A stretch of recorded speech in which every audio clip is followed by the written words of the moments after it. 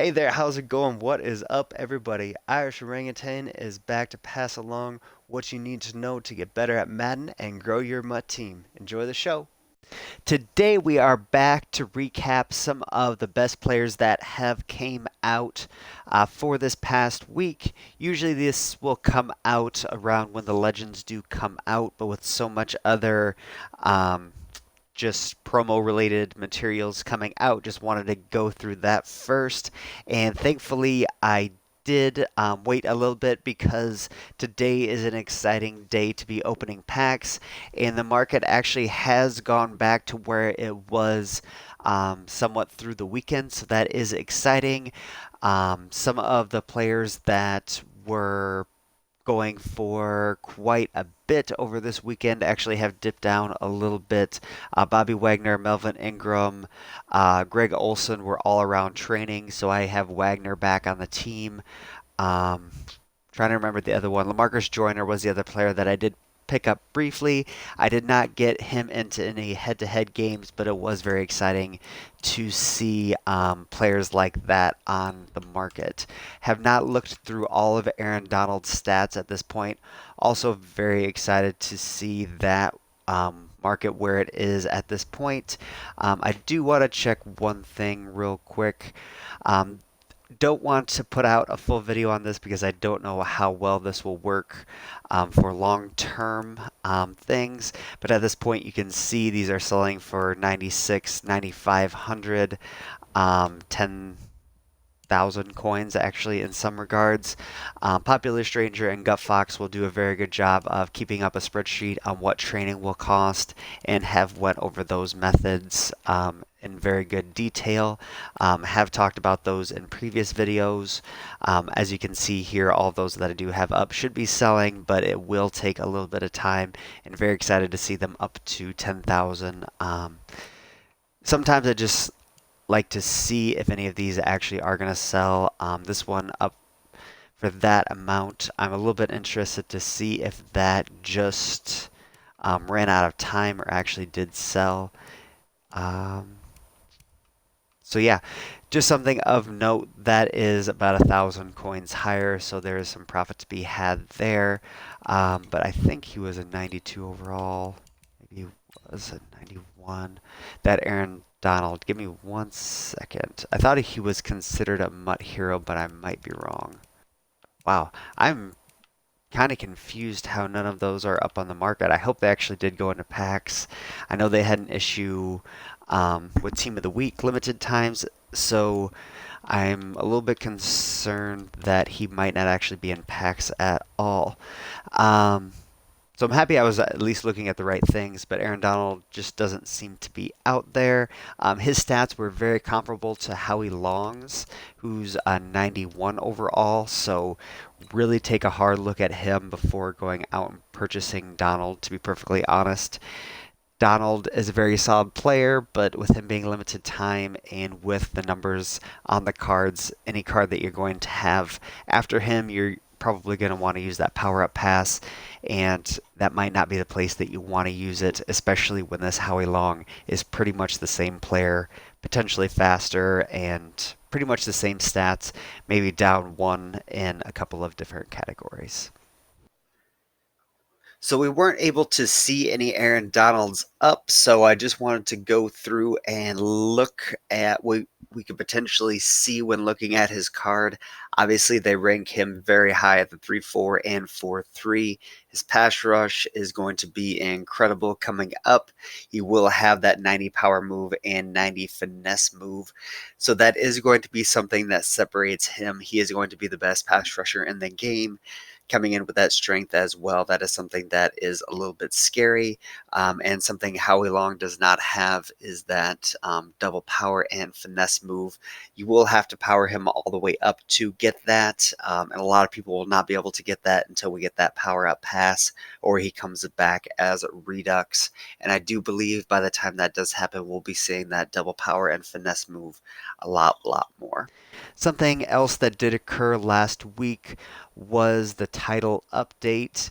That is something that just kind of fixed a lot of small things and helped out franchise immensely.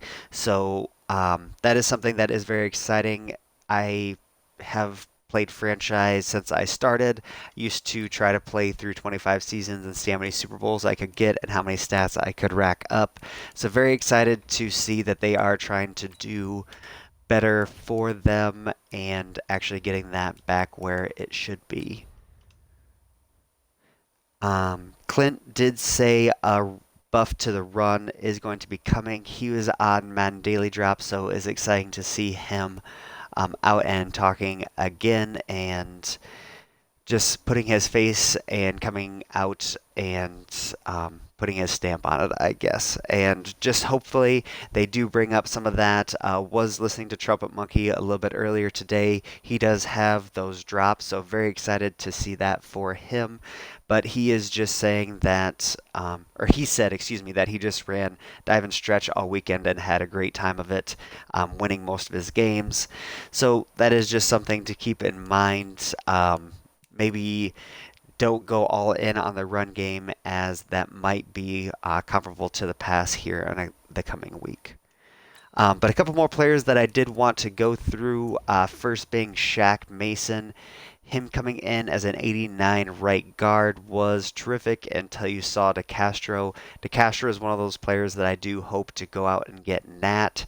So just going to be focusing in on that, but this player is going to be a tremendous run blocker. So again, if you are still wanting to go all in on the run, this is a tremendous option for you, as Shaq is always one of the best at getting out in the front and leading. A few more of those guys sell off. We might actually pick up this card after we get done going through them.